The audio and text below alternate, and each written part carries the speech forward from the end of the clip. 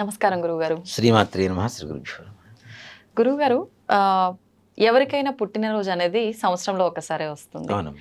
అయితే భగవంతునికైనా, మానవులకైనా, ఎవరికైనా జన్మదినం అనేది ఒకటే జయంతి ఉంటుంది. ఒకటే. ఉండాలి కూడా.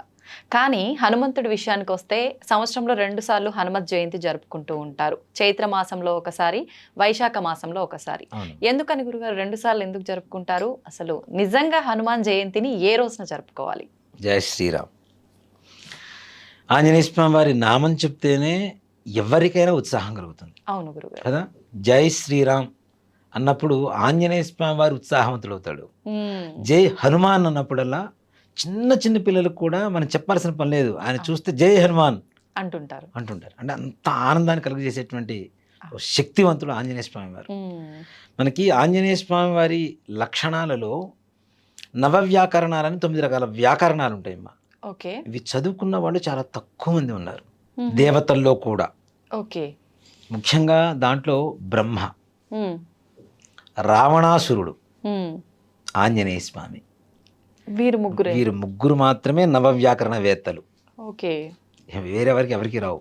మ్మ్. అంత విద్యావంతుడు ఆయన. ఎవరి దగ్గర ఎలా ఎంతవరకు మాట్లాడాలో, ఎలా ప్రవర్తించాలో మ్మ్. తెలిసినటువంటి ఒక శక్తి ఓకే. ఆయన. ఎలాంటి కార్యాన్నైనా సరే దిగ్విజయంగా పూర్తి చేసుకురాగలిగినటువంటి దివ్యమైనటువంటి శక్తి ఆంజనేయ స్వామి వారు. మ్మ్. ఆయన చూసినా, ఆయన నామస్మరణ చేసినా ఓకే. మంచి బాడీలో మంచి Energy. ఎనర్జీ వస్తుంది తప్పనిసరిగా ఎవరికైనా, అవును. చిన్నపిల్లల దగ్గర నుంచి ఎవరికైనా సరే. అవును. అట్లాగే ఆంజనేయ స్వామి వారి జయంతి అనేటువంటిది మ్మ్. చాలా ఉత్తర దక్షిణ భారతదేశాలలో 2 రకాలుగా చేస్తూ ఉంటారు. మ్మ్. ఒక ఆయన అడిగారు నన్ను, మ్మ్. అసలు ఆంజనేయ స్వామి వారు పుట్టింది ఉత్తర భారతదేశంలో కదా, నువ్వు వైశాఖ మాసంలో ఎట్లా చేస్తావు, వాళ్ళు ఏది చెబితే అదే చేయాలి మ్మ్. అని చెప్పి ఒక ఆయన నన్ను అడిగారు. ఓకే.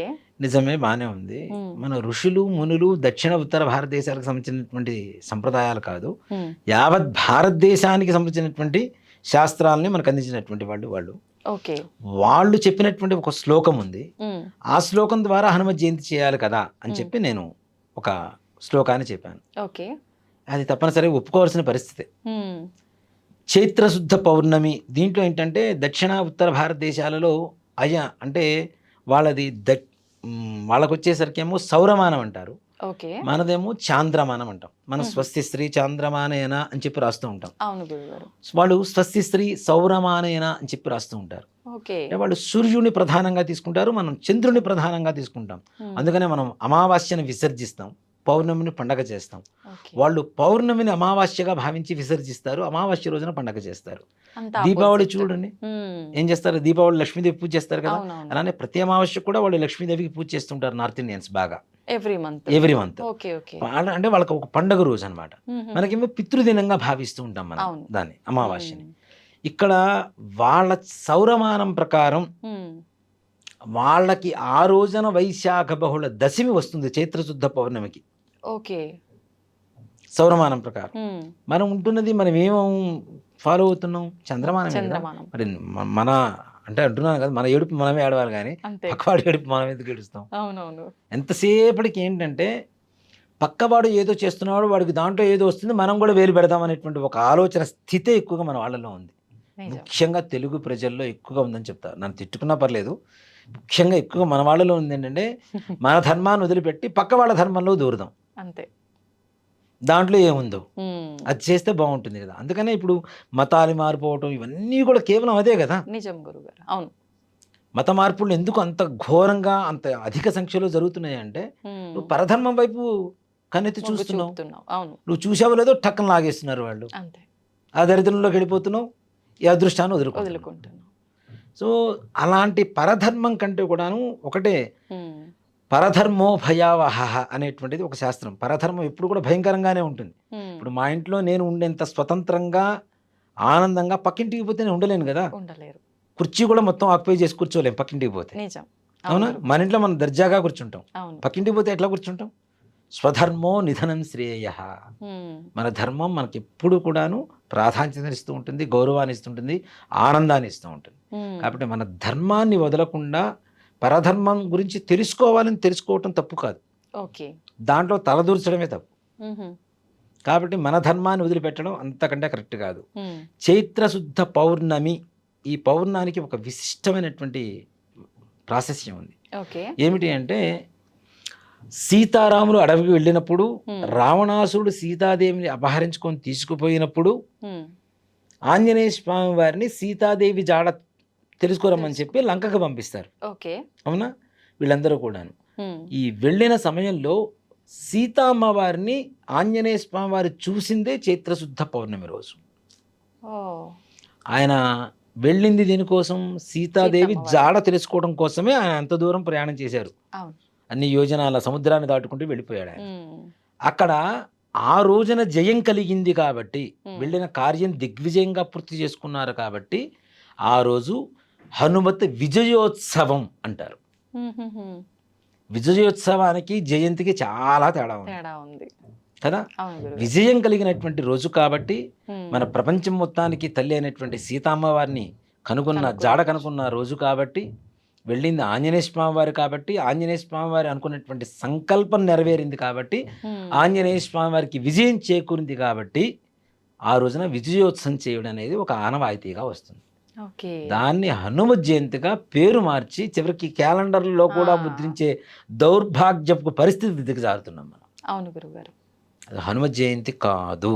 ఉమ్, మరి హనుమ జయంతి ఎప్పుడు చేసుకోవాలి? ఉమ్, వైశాఖే మాసి కృష్ణాయాం దశమ్యాం మందవాసరే ఉమ్, పూర్వాభాద్ర ప్రభూతాయ మంగళం శ్రీ హనుమతే అనేటువంటి శ్లోకం ఉంది. ఓకే. దాని అర్థం ఏమిటి? వైశాఖే మాసి కృష్ణాయాం, వైశాఖ మాసంలో, ఉమ్, కృష్ణాయాం కృష్ణపక్షంలో, ఉమ్, దశమ్యాం దశమి రోజున, ఓకే. మందవాసరే శనివారం రోజున, ఉమ్, పూర్వాభాద్ర ప్రభూతాయ ఉమ్, పూర్వాభాద్ర నక్షత్రంలో ఉమ్, ఆంజనేయ స్వామి వారి జననం జరిగిందిట. ఓకే. మరి అది ఎప్పుడు వస్తుంది? Hmm. వైశాఖ బహుళ దశమి. అంటే ఇంగ్లీష్ మాసాల్లో అయితే ఏ మాసం గురుగారు? ఈ సంవత్సరం జూన్ 1కు వచ్చింది. జూన్ 1కు. ఓకే. ఇప్పుడు రేపు 23వ తారీఖు చైత్రశుద్ధ పౌర్ణమి హనుమత్ జయంతి కాదు అని చెప్పి నిర్మోహమాటంగా ఉమ్, నిస్సంకోచంగా చెప్పవచ్చు. ఓకే. వైశాఖ బహుళ దశమి జూన్ 1 తారీఖు వచ్చింది ఈ సంవత్సరం. ఆ రోజునే హనుమత్ జయంతి అని చెప్పి బలగుద్ది చెప్పవచ్చు. ఉమ్, ఆ రోజు ఆంజనేయ స్వామి వారికి ఏదైనా చేయాలి అంటే హనుమత్ విజయోత్సవం రోజున చేయొద్దని చెప్పడం చేసుకోండి. చేసుకోవచ్చు. ఆయన హనుమత్ జయంతి అని చెప్పి పేరు మార్చి చేయొద్దు. ఉమ్, ధర్మాన్ని మార్చడానికి మనమెవరం? అవును. శాస్త్రాలు మార్చడానికి మనమెవరం? అవును. ఆ రోజు విజయం కలిగింది ఆంజనేయ స్వామి వారికి. చక్కగా పూజ చేసుకోవచ్చు, అభిషేకాలు చేసుకోవచ్చు, ఉమ్, భజనలు చేసుకోవచ్చు, శోభయాత్రలు చేయొచ్చు, ఏమైనా చేయొచ్చు. ఓకే. దానికి చిహ్నంగా, Hmm. దానికి గుర్తుగా. అంతేగాని దాని జయంతిగా మారుస్తాము అంటే మాత్రం ఉమ్, అది కరెక్ట్ అయినటువంటి పద్ధతి కాదనే చెప్పడం ఓకే. తప్పనిసరిగా. ఉమ్, హనుమత్ జయంతే, హనుమత్ విజయోత్సవం హనుమత్ విజయోత్సవమే. ఉమ్, దాన్ని ఇప్పుడు హనుమత్ విజయోత్సవం రోజున ఆ హోమాలు చేయకూడదు, ఈ హోమాలు చేయకూడదు అనేది లేదు. ఉమ్, మన ధర్మం ఏంటి? ఏ రోజు నీ మనసుకు సంకల్పిస్తే ఆ రోజు అప్పు చేయమని చెప్తుంది. ఓకే. అంతే కదా. కాబట్టి ఇంకా స్వామివారి విజయోత్సవం రోజున కాబట్టి ఇంకా బాగుంటుంది. అవునవును. విజయోత్సవం అని చెప్పి చేయండి. ఉమ్, హనుమత్ జయంతి అని మాత్రం చెప్పి చేయకండి దయచేసి. చేసే పూజలు సేమ్ గా ఉన్నా పేరు మాత్రం దేనికది. ఇప్పుడు ఆంజనేయ స్వామి వారికి జయంతికి చేసినా విజయోత్సవానికి చేసినా ఏం చేసినా అదే పూజ. ఒకటే పూజ చేస్తాం. అవును. అభిషేకం చేస్తాం, తమలపాకులతో పూజ చేస్తాం, చేస్తాం. సింధూరంతో పూజ చేస్తాం, పానకం వడపప్పు నివేదన పెడతాం ఉమ్, స్వామివారికి. ఈ సీజన్లో వస్తుంది కాబట్టి మామిడి పండు నివేదన పెడతాం. ఉమ్, ఇక్కడ ఇంకోటి ఏంటంటే, ఇంకా నిజంగా చెప్పాలంటే హనుమతి విజయోత్సవం రోజున చేయగలిగితే ఉమ్, శ్రీరామనవమి రోజున, ఈ 2 రోజుల్లో కూడాను ఓకే. ముఖ్యంగా మామిడి పండ్లు ఎవరికైనా దానం ఇవ్వండి. ఓకే. అంటే పక్వత కలిగినటువంటి పండినటువంటి పండ్లు వచ్చేటువంటి రోజులు ఆ రోజులే. అవును. ఇప్పుడు ముందుగా వస్తున్నాయి కానీ కరెక్ట్గా మంచి టేస్టీగా ఉండేటువంటి పండ్లు వచ్చేటువంటి రోజులు ఆ రోజులే. ఉమ్, తప్పనిసరిగా ఎవరికైనా మనం ఒక పండు తినాలి, సీజనల్ ఫ్రూట్స్ అనుకుంటే ఉమ్, ఒక పండు మనం తినే ముందు ఎవరికైనా తాంబూలం ఇచ్చి మనం తర్వాత తీసుకోవడం అనేది మన ఆనవాయితీ. ఓకే. ఫస్ట్ దేవాలయంలో ఇస్తాం, ఉమ్, అలానే ముత్తైదువురికి ఇస్తాం, అలానే గురువులకి ఇస్తాం. ఉమ్, వీళ్ళ ముగ్గురికి ఇచ్చిన తర్వాత తప్పనిసరిగా మనం ప్రసాదంగా అది స్వీకరిస్తాం. ఓకే. అలాగే సీజన్ ఏమిటి? ఉమ్, సమ్మర్. అవును. ఇప్పుడు ఓకే, ఏసీలు ఉన్నాయా, ఫ్యాన్లు ఉన్నాయా అవన్నీ తీసి పక్కన పెడితే ఉమ్, విషనకర్రలు ఉంటాయి. అవును. ఇప్పుడు అసలు జనాలకు తెలియదు కూడా విసనకర్ర అంటే ఎట్లా ఉంటుందో కూడా తెలియదు. అది కూడా తాటాకుతో తయారు చేసినటువంటి విసనకర్రలు ఉంటాయి. ఓకే. తాటాకుతో దాని మీద కొద్దిగా నీళ్లు చల్లి ఇట్లా విసురుకుంటే ఏసీ కూడా దాని వెనక్కి రాదు. ఉమ్, తాటాకు ఎంత వెయిట్ ఉంటుంది? వెయిట్ ఉండదు, ఉండదు. చాలా లైట్. లైట్ వెయిట్ ఉంటుంది. ఉమ్, దాని మీద కొద్దిగా నీళ్లు చల్లి, పూర్వకాలంలో అట్లానే ఉండేదమ్మా. మ్మ్. మంచాల మీద చక్కగా పడుకొని మధ్యాహ్నం టైంలో చక్కగా విసురుకుంటూ ఉండేవాడు. ఉమ్, ఆ విసురుకుంటూ ఉండేది, దాంట్లో వచ్చే చల్లటి గాలి. అందులో తాటి చెట్టు ఏంటి? చల్లదనం కదా. చల్లదనం. కదా, అవును. అది కూడా ఆరోగ్యానికి సూత్రమే మాట ఓకే. చెప్పాలంటే. ఈ సీజన్లో ఇవి నలుగురికి పంచడం ద్వారా ఆ, చాలా మంచి జరుగుతుంది. ఓకే. హనుమతి విజయోత్సవం రోజున కావచ్చు, శ్రీరామనవమి శ్రీరామనవమి రోజున కావచ్చు, నిజంగానే హనుమత్ జయంతి రోజున కావచ్చు, మధ్యలో శంకర జయంతి వస్తుంది ఓకే. వైశాఖ శుద్ధ పంచమి రోజున, ఆ రోజున కావచ్చు, ఇలా ఒక బ్రాహ్మడికి లేదా మీ గురువు గారికి, మీకు చదువు చెప్పినటువంటి మాస్టర్ గారికి, ఒక ముత్తైదువుకి, ఒక ఓకే. దేవాలయంలో ఒక దేవుడికి ఇచ్చిన ఓకే. తర్వాత మనం పండు తింటే అంటే దేవుడిచ్చిన ఫలాలే కదా ఇవన్నీ కూడా, అవునవును. కాబట్టి వాళ్ళకి ఇవ్వడంలో తప్పలేదుగా. కృతజ్ఞతలు. కృతజ్ఞత. మ్మ్. నువ్వు ఇచ్చిన పండు నీకు ఇస్తున్నాను స్వామి, మిగిలింది నేను తింటాను తింటాను. ప్రసాదం. నిజంగా ఆయన తినేటంటే ఎవరం పెట్టం మనం, అవునా? భగవంతుడు తినేటి ఉంటే భగవంతుడి దగ్గర కూడా స్వార్థం మొదలయ్యి ఉండేది అలా తప్పనిసరి. ఉండుంటే. సో కాబట్టి అలా చేయడం అనేది ఇంకా ఉత్తమమైనటువంటి లక్షణం. మ్మ్. వీటి ద్వారా మంచి పుణ్యం వస్తుంది. మ్మ్. ఎదురు వాళ్ళు చల్లగా ఉన్నారంటే మనం కూడా చల్లగానే ఉంటాం కదా. అవును గురువు. కాబట్టి ఈ విసనకర్రలు ఇక్కడ ఇంకోటి కూడా ఏంటంటే, పానకం అనేది ఏదైతే ఉందో మ్మ్. కుండ ఉంటుంది కదమ్మ, అవును చిన్న గురువు. చిన్న ముంతలు ఉంటాయి, ఆ, వాటిల్లో కూడా పానకం పోసి దానం ఇవ్వడం కూడా ఉంటుంది ఓకే. తప్పనిసరిగా. అది బ్రాహ్మడు కావచ్చు, ఇంకెవరికైనా సరే మ్మ్, మ్మ్, మ్మ్. కనీసం ఓకే. తప్పనిసరిగా అలా దానం ఇవ్వడం ద్వారా కూడాను మంచి ఫలితాన్ని పొందవచ్చు. అంటే కుజుడు ద్వారా వచ్చేటువంటి దోషాలు ఏవైతే ఉంటాయో, మ్మ్. శని ద్వారా వచ్చేటువంటి దోషాలు ఏవైతే ఉంటాయో, వీటి ద్వారా తప్పనిసరిగా వెళ్ళిపోతుంది. ఓకే. కుండ దెంతో తయారు చేస్తాం, ముంత మట్టి.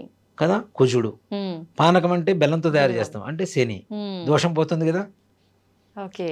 దీని ద్వారా కూడాను గ్రహస్థితి మనకి మారిపోయి మంచి జరిగేటువంటి అవకాశాలు ఉంటాయి. ఓకే. దానికైతే హనుమత్ జయంతి, హనుమత్ విజయోత్సవం వేరు ఈ వేరు రెండిటి మధ్య భేదం తెలుసుకొని దానికి తగ్గట్టుగా పూజలు చేసుకుంటే బాగుంటుంది. పూజలు చేయండి, కానీ తేడా మాత్రం తెలుసుకోండి తెలుసుకోవాలి కంపల్సరీ, అది మాత్రం. తప్పనిసరి. థ్యాంక్ యూ గురుగారు. ధన్యవాదాలమ్మా. శ్రీమాత్రే నమః. శ్రీ గురుభ్యో నమః.